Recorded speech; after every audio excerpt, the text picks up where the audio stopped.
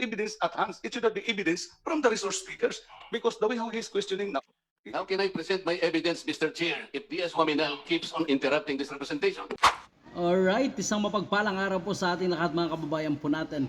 Sa nangyaring pagdinig sa House of Representatives ay nagkainitan itong si Congressman Marcoleta at dating congressman din ngayon ay gobernador Oaminal dahil sa isyu ng corruption. Oy, mga kababayan po natin, corruption na. Isyu ng corruption doon sa Misamis Occidental, mismo sa Osamis, kung saan itong mga proyekto na pinag-uusapan sa House of Representatives ay proyekto pala ni Oaminal at nakitaan ng umano'y anomalya.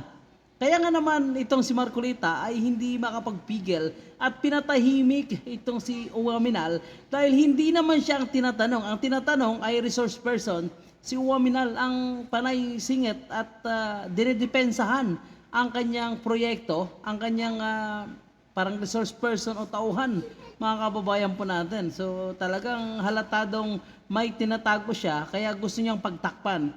Ang problema niya ay si Congressman Marcoleta ang kanyang nakatapat na walang sinasanto kahit pa dati niya itong kapwa kongresista o kapwa niya deputy speaker. So ganyan si Congressman Marcoleta. Okay.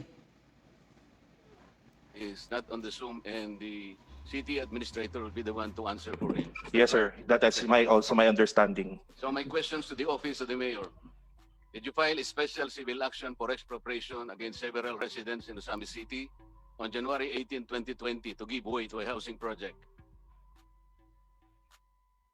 City administrator, please. Attorney Sama, Yes, pwede. Your Honor. Yes, The city indeed filed, Your Honor. that's why. Yes. Yes, Your Honor. Isn't it true that the previous city officials approved a resolution dated February 18, 2019, seeking to stop the DPWH, the District Engineering Office in Tangub City, from undertaking the same project? Yes or no? That was before my assumption of office. I have no idea. No, Your Honor. I have no idea on that matter. Your Honor. Sir, can I interrupt you muna, sir? Yes. Can we request all those to take the oath with those in the Zoom and those present, please stand up, and COMSEC, please administer the oath. Mr. Chair, point of order. I was of the belief Yes, sir. that the hearing is not the way how it is in accordance with the role, which is the determination of the preliminary determination on whether or not we have jurisdiction. I yield. Actually, they are two separate things: jurisdiction and a preliminary determination of the evidence. They're two separate things, sir. They're not intertwined. Yeah, We have jurisdiction as the Committee on Rules on January 18 referred the matter of House Resolution 1197 to the Committee on Public Order and Accountability. Good government and public accountability. Good government and public accountability. Yes, Mr. Chair. And in accordance to our role, when the referral is being made by the Rules Committee to the Committee on Good Government, then we have to decide by majority of the members. Yes. After we hear the evidence, sir. That's why, Mr. Chair. But the way how we are doing now, we are now conducting an investigation as if there is already a determination on whether or not we have jurisdiction on the matter. Because the way how DS Marcoleta is now Sir. asking question, it is now as if the resource speaker is now considered as an adverse party. Sir, can I answer your point to parliamentary inquiry? Yes, sir. Actually, these are two separate things. Do not intertwine them. The first issue that you are raising is our jurisdiction. We have jurisdiction as stated because the Committee on Rules on January 18 referred it properly and properly received by the committee and referred this 1197 resolution to us. With regards to the preliminary determination, that is based on the evidence. We need ample time. It says there on paragraph 2 of Rule 2, Section 4. Can you read the second paragraph, sir? It says there, we need to hear the evidence first. Yeah, if I will read the rule, Mr. Chair, which you are Yes. citing, Section 2 preliminary determination. Yes, sir. After determining compliance with the preceding section, the committee shall calendar in its agenda for preliminary determination a measure referred to it immediately upon upon receipt of the referral by the House of Representatives or upon receipt of the information in motu proprio cases. No, with proper notice to its member to determine whether such referral falls within its jurisdiction. So we have to determine whether the referrals that are being referred to us now falls within our jurisdiction. And the last sentence of this rule, Section 2, the decision of the committee whether to conduct an inquiry shall be by a majority vote of the Yes, members sir. of the committee in a meeting constituting a quorum. Sir, sandali lang. Nag-skip kayo ng paragraph.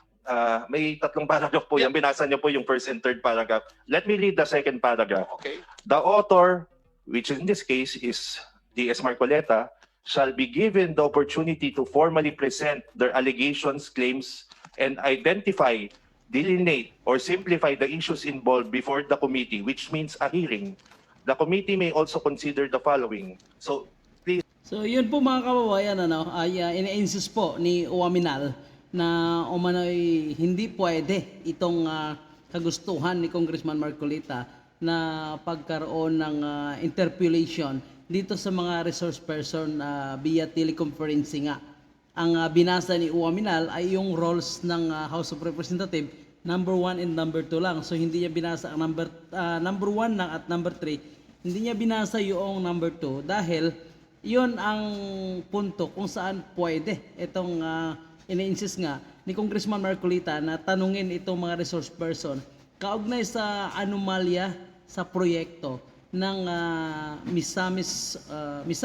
Osamis, mga kababayan po natin, Osamis City, kung saan ay may nakitaan nga ng anomalya doon sa mga proyekto. Yun po yung mga housing at kung ano pang proyekto na under nga kay Oaminal. At ang mayor ay mismong anak niya. So, napaka-defensive niya.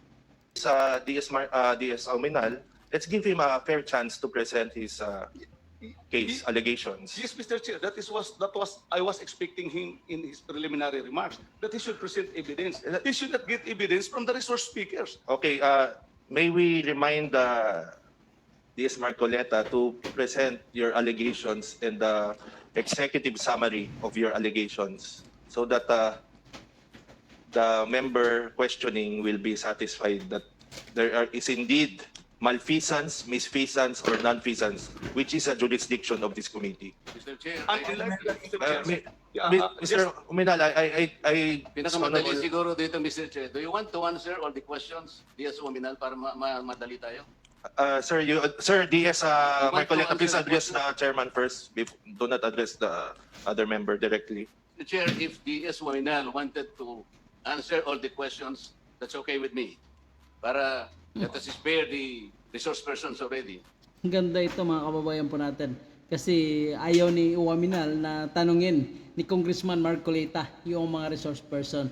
So ngayon ang kagustuhan ni Congressman Marcoleta si Oaminal na lang umano yung sasagot sa kanyang mga katanungan. So tama lang kasi kaya niya naman siguro sagutin kasi siya naman yung may hawak nitong proyekto.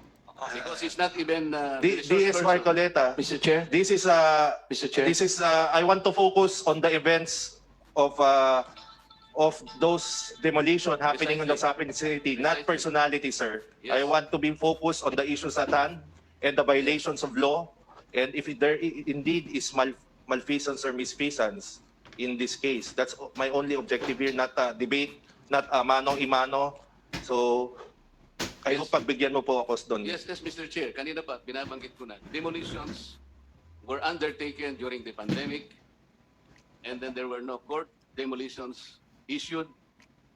The buildings were constructed on private lands, not owned by the city government. One component of that project was even erected on a public land, which is inalienable, not disposable. The project, Mr. Chair, is implemented.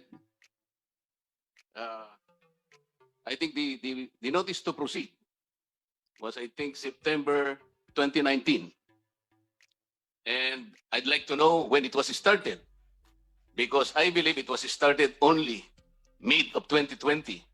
But there is a report I will show to this body that as of January 31, 2020, that project, specifically Building 1, was already 71.36% complete. How's that?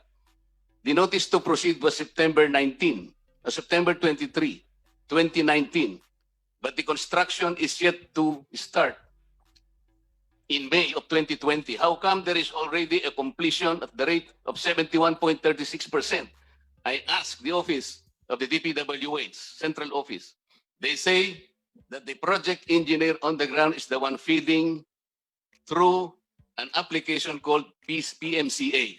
This is a a computer-generated report. Meaning to say, if the project engineer has access to that system, he will feed the information to the system so that even the project is not yet started, it's already 71.36%. I'd like to ask the COA, why was it permitted? Is the COA looking into this? Is the WD, Okay, DPWH I now looking understand into the this? line of questioning. So, DS Oaminal, can we give him time to present his case by asking the COA and DPWH these questions and the Osami City government? He needs to ask them. Mr. Chair, if that is the role, that the evidence to be adduced by the author or by the complainant will be from the prospective Actually, adverse witness. Mr. Chair, yes. as a matter of fact, this is the point raised as I listened from the Honorable Ching Beloso. He was raising the point on point order that the Marcoleta should be given first the opportunity to present evidence at hand. It should not be evidence from the resource speakers, because the way how he is questioning now is that Okay. he is asking, elucidating evidence from the resource speakers. Remember, they are resource speaker. That's why under our rules, it's only witness or adverse party who should be sworn under oath when we are already in our proper investigation. Actually, it is not written in any rule that we cannot swear them under oath. As long as the chair sees fit that invited guests be given the oath, then he can decide on that. Well, no problem with that, Mr. Chair. But my only point in connection also with the point of order raised by the other members is that it should be the author should present the evidence at hand to us now. The Mr. Chair, documented may I answer evidence. that? And other- Okay, And then we will decide. Yes, sir. I've heard that already twice. Let's give him the opportunity to present his case, sir. Yeah, okay. Okay, sir. I have several pieces of evidence, Mr. Chair. As a matter of fact, they are from A to U. Please tackle them one by one because so to simplify the issues before we proceed to the interpellations, Mr. Sponsor. You all recognize, sir? Thank you, Mr. Chair.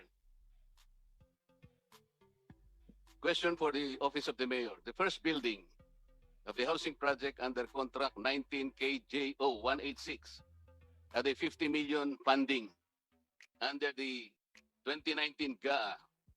That is correct, Mr. City Administrator. Mr. Chair, I thought the Marcoleta will present an evidence, not questioning the resource speakers. How can I present my evidence, Mr. Chair, if DS Oaminal keeps on interrupting this representation? No, Mr. Mr. Chair, Yes, can I request yes, for 5 minutes break?